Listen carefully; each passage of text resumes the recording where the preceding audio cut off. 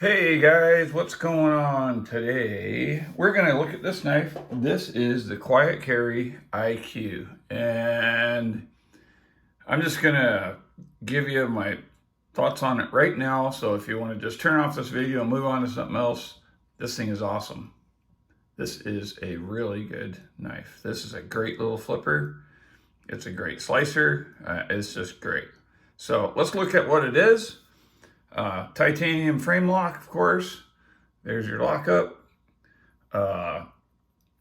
Elmax blade, which is a Bowler steel, kind of an older steel, but still really, really good.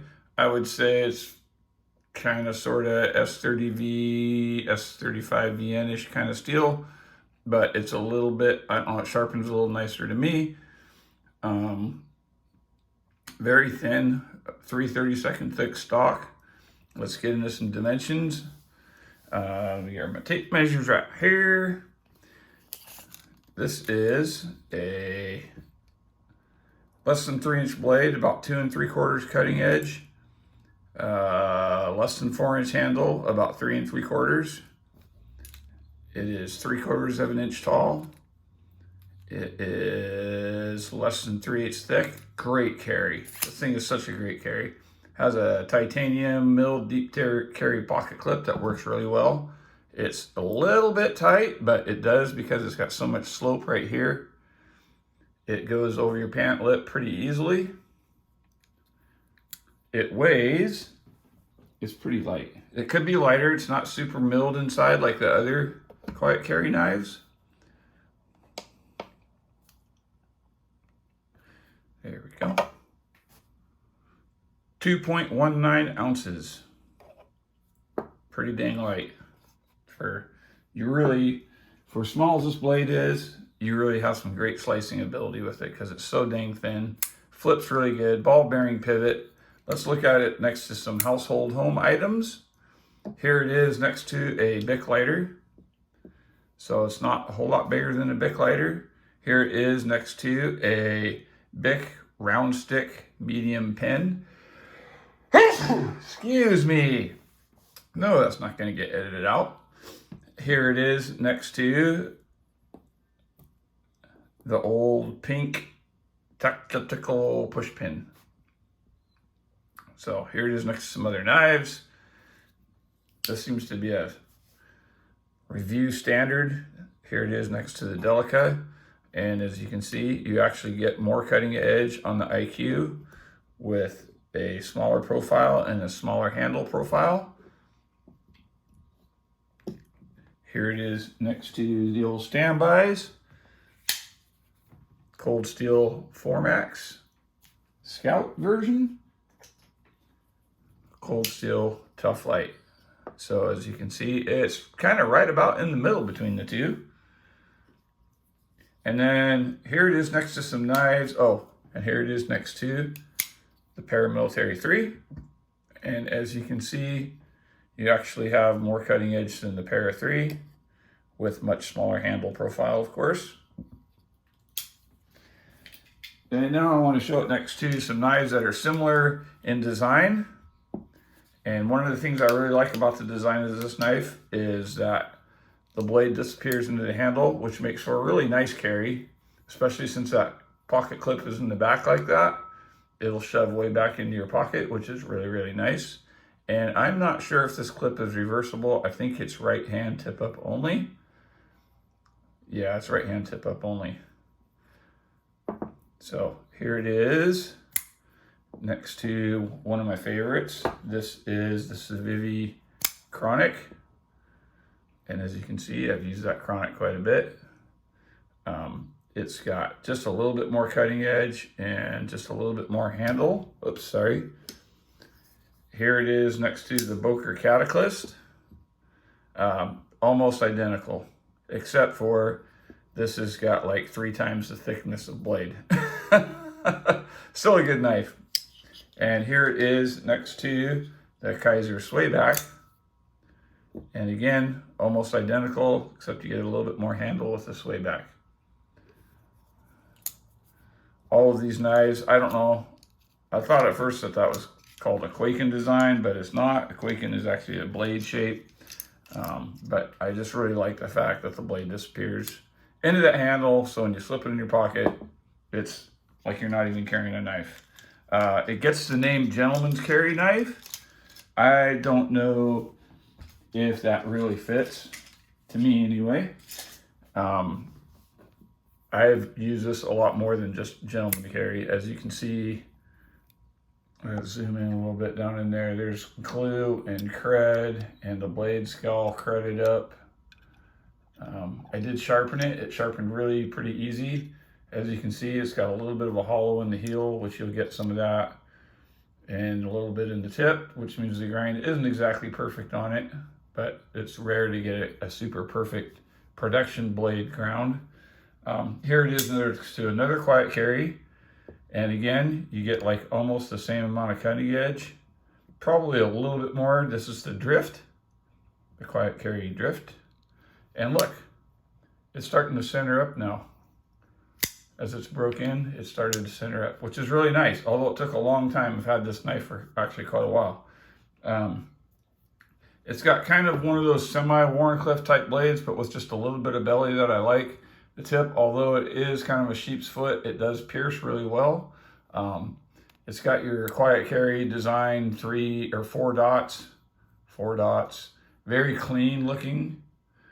It's got stone washed titanium, which I really like. Doesn't show the snail trails as much. You can see there's some right there somewhere, probably from my keys or something else in my pocket, and cred on it. I don't have a lot of time in the day to make videos and clean up all my knives before videos, and I want you guys to actually know that I use these knives, and I use this one a lot, a whole lot.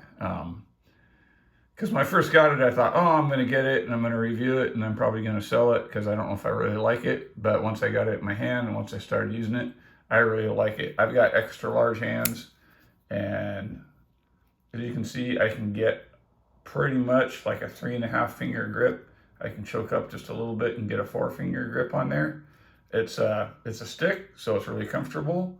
The titanium is contoured. As you can see, there's no sharp edges, no rough spots. Everything's nice and smooth and rounded and contoured. The flipper tab, nice, smooth, rounded. Everything works really good on it. It's got really nice jimping on the flipper tab. No jimping on the blade. I kind of wish it had a little run of jimping right here, but that's okay, I get it. It's meant to have a nice clean design, and it does.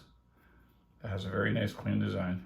I got no complaints with this knife, guys. I really have no complaints. If you want to spend, I think they're about 190 bucks on a quiet carry knife, I'd recommend this one. You can get it in 20 CV also, which I think costs you like $5 more or something like that. I like Elmax. I think Elmax is great.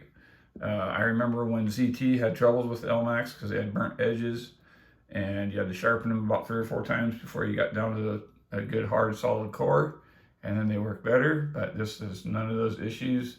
It is just a little bit off-centered right now, but it probably needs the pivot tightened. I haven't tightened it for quite a while, but the action is really good. Really good. The finger, the access to unlock the lock bar is really nice. The cutout for the lock bar is on the inside, so everything looks nice and smooth and clean on the outside. It's got a stainless steel insert, so you don't get galling and stuff on your blade. Lockup is about, oops, let me get it all the way locked up. Let me flip it again. For some reason that didn't go all the way. About 50%, I would say, on the blade. Yeah, looks like about 50%, which is really good. There is no real internal milling, except for that milling right there, but it's still very light because it's so thin. Titanium backspacer. If you're a lanyard guy, you're gonna have to use that hole right there for your lanyard too. Cred on the blade or on the knife. Yeah, it's beautiful. It's beautiful. It's amazing. It's great. I think it's, for the price, it's a great deal. I know I'm just like slobbering all over myself about it, but it really is a nice knife. It really is. For more than just, like I said, more than just gentlemanly. Like I use this knife at work, and used it pretty hard, and man, it did a great job. And that thin blade, man, what a great slicer. Oh, I forgot, paper test. People want to see paper tests. Do I even have any paper around here? I don't even see any paper around here. Sorry, you don't get any paper cutting test on here. Maybe I can get some arm hairs, I don't know. It's been a while since I stropped it. Yep, there's hairs on there. It's sharp. It's hair shaven sharp. There we go.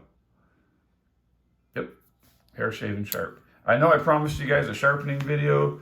I'm working on that. I got to get on my main computer a editing software and then use my phone to film and then download the videos onto my computer so I can edit videos, because otherwise you're going to look at like an hour-long sharpening video. And I know some of you think that's be great, but I've noticed for the most part 10 minutes, 15 minutes is are my most viewed and best. So there you have it. Anyway, that's it. This is the Quiet Carry IQ. Quiet Carry is going to be rolling in new models and rolling out old models. I don't know if they're going to roll this one out or keep it forever or not, but if you're going to get it, I would get it soon. I usually don't like to recommend knives and say, yes, buy that one, but if you got $180 to spend on a knife and you want a good quality knife, that will probably last you a very long time from a pretty good company, I would highly recommend this one. I'd recommend this one over this one. Although this one is starting to finally play nice with me. I got the edge pretty sharp now, and the action's really good. It's getting broken. It just takes time to break this one in. Where this one, there's no break in. It comes out of the box and ready to go. So anyway, get your family together, turn off the TV, get outdoors. Toad Sticker out.